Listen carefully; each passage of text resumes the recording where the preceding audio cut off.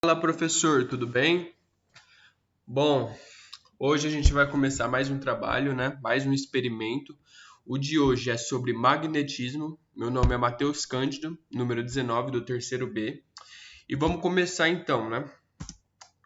Primeiro, antes de começar o trabalho, eu acho sempre importante, né? Todos os experimentos que eu faço, eu sempre começo assim, é dar uma introdução no assunto, para que vocês entendam melhor e eu vou trazer a introdução de uma forma que se encaixe com o experimento, para que vocês entendam o passo a passo.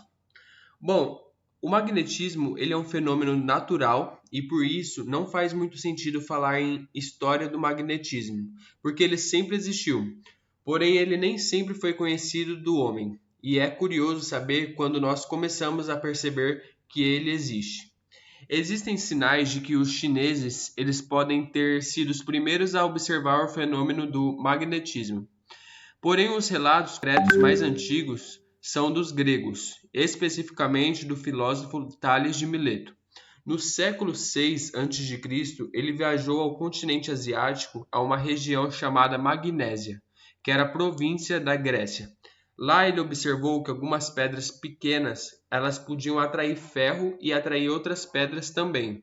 A razão era o minério presente no solo da região, a magnetita, que tem propriedades magnéticas. Na época, a explicação de Thales foi que o minério tinha uma alma, que comunicava vida ao ferro e assim produzia atração entre eles. Hoje nós sabemos que não é assim que o fenômeno acontece, né? Mas no século 6 a.C., essa era uma explicação coerente para o pensamento dos filósofos da época. Outras explicações parecidas também foram feitas durante os séculos seguintes, até que em 1269 o francês Pierre de Maricourt escreve o primeiro tratado sobre as propriedades dos ímãs. Foi ele que enunciou a lei opostos se atraem, iguais se repelem, falando sobre os polos de um ímã. Em 1600, William Gilbert publica um livro que se torna marco no estudo do magnetismo, chamado de Magnet. A importância desse livro é que ele é o primeiro trabalho sobre o assunto a seguir a noção moderna de ciência.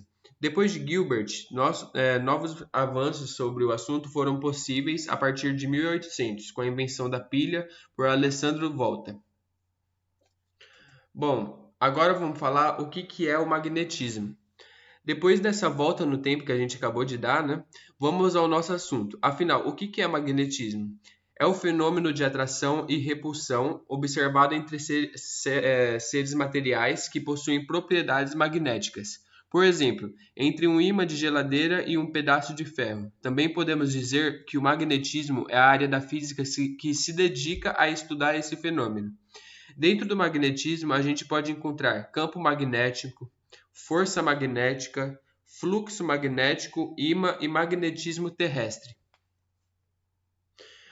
E onde que o magnetismo ele é usado? O magnetismo ele tem várias aplicações práticas. A partir da descoberta e do entendimento desse fenômeno, o homem pode desenvolver importantes tecnologias que está presente cada vez mais no nosso cotidiano desde muito tempo atrás, né? Como, por exemplo, a bússola, a ressonância magnética, além de muitos outros procedimentos cirúrgicos, estéticos, industriais, arquitetos, que vão usar desse meio para benefícios, né?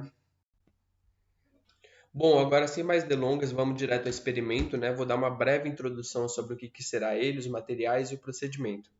Bom, a proposta do trabalho de hoje é fazer uma bússola, usando dessa teoria explicada anteriormente sobre magnetismo, para mostrar como que ele se aplica a um objeto que a gente já usa há bastante tempo, né, para se localizar, que tem bastante contato com essa área da física. Os materiais que a gente vai usar é basicamente um copo com água, agulha, imã e um papel.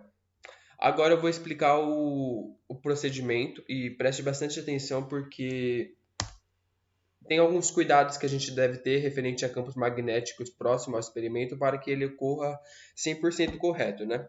A gente primeiro deve mandar a agulha passando-se o ímã natural várias vezes sobre ela, sempre na direção do seu comprimento e no mesmo sentido. Para saber se a agulha já está bem mandada, aproxime-se de algum objeto metálico ferromagnético, ferro, clips, moedas, etc., e verifique se há atração ou repulsão. Corte um pedaço de folha de papel quadrado de 2 centímetros de lado aproximadamente ou de acordo com o tamanho da agulha que será utilizada. Este papel ele serve para permitir que a agulha de costura possa flutuar sobre a água. Atravesse ou cole a agulha na direção diagonal desse quadrado. Veja na figura abaixo, tem um exemplo. Coloque um pedaço de papel com agulha em um copo cheio de água. Verifique por algum método de sua bússola está funcionando, comparando a direção para onde a agulha está apontando com alguma referência. Sem outros campos magnéticos por perto, ela deve se orientar na direção norte-sul magnética da Terra. Nessa imagem aqui no slide, a gente consegue ver como que deve ficar o experimento posicionado. Bem interessante o experimento, né? Vamos para a explicação teórica, então, né? Até agora foi legalzinho. Vamos ver o que por trás desse experimento, uma coisa tão simples, uma agulha em cima de um papel, pode nos mostrar sobre a física e esse ramo da física que é o magnetismo. A bússola ela é um instrumento muito importante para a orientação em geral e também pode ser usada como detector de materiais magnéticos. A ideia principal desse experimento é justamente de construir uma bússola simples para detectar campos magnéticos, principalmente o campo da Terra. Esse instrumento de orientação é constituído basicamente por dois elementos, uma agulha magnética e um suporte que permite que essa agulha gire livremente em torno de seu eixo. Por ser a agulha muito leve e o atrito entre ela e o suporte que a sustenta muito pequeno, a bússola se torna um instrumento muito sensível, podendo detectar materiais que estejam fracamente magnetizados.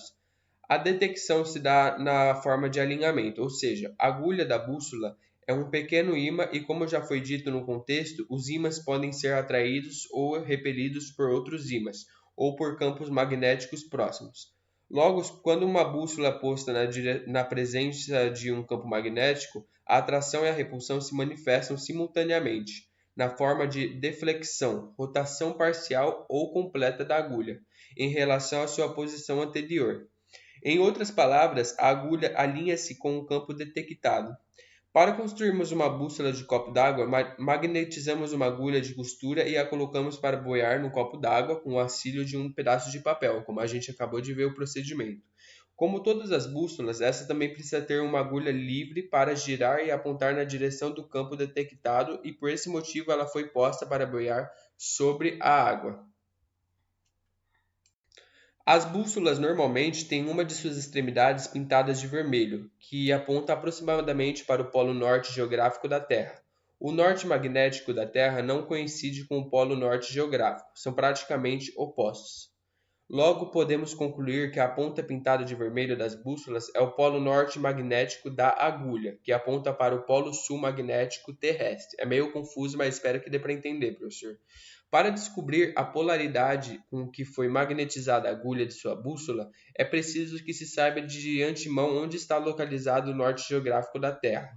Se sua bússola está voltada para a direção norte-sul geográfica, a extremidade que está voltada para o norte geográfico terrestre será o polo norte magnético de sua agulha.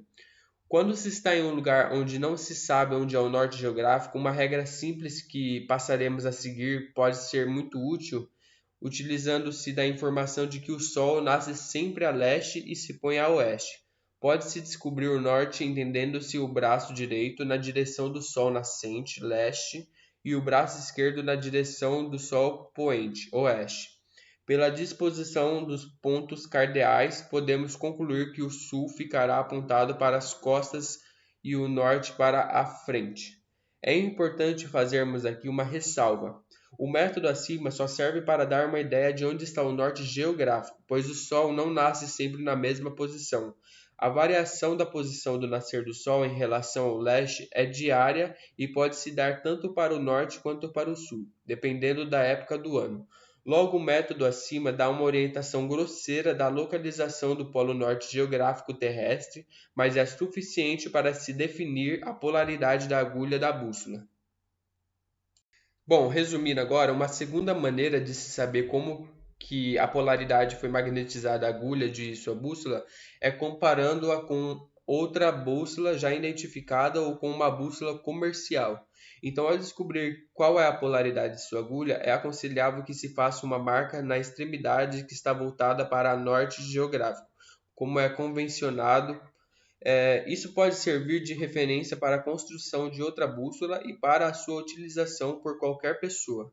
Com a informação da polaridade da bússola, você pode descobrir qual é o polo norte e o polo sul de um ímã e de qualquer outro objeto imantado, além de poder realizar atividades de orientação e navegação. Espero que tenha dado para entender o experimento, professor. Basicamente, a agulha ela seguia, né, pela magnetização da Terra. E esse foi o experimento. Espero que você tenha gostado, professor. Obrigado e tchau. Até a próxima, viu?